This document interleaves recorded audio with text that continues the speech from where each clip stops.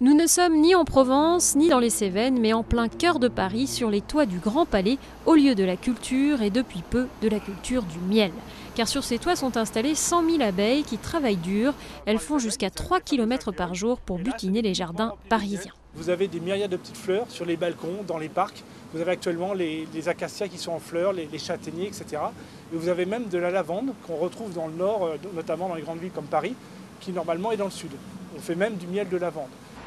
Paradoxalement, la pollution automobile gêne moins les abeilles que les insecticides qui polluent la campagne française.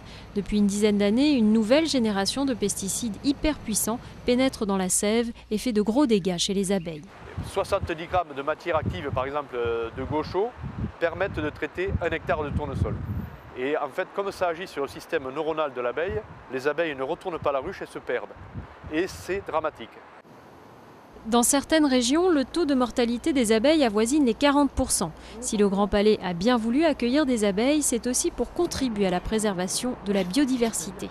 C'est une forme d'action pour l'environnement qui est modeste, donc qui est symbolique, mais pour montrer que c'est pour nous quand même une préoccupation. Et on rejoint là aussi une priorité qui existait dès la création du Grand Palais, qui était d'agir en faveur de l'innovation. La première récolte vient d'avoir lieu. 50 kg de miel Grand Palais sont sortis des ruches. Ils devraient être commercialisés bientôt au Grand Palais.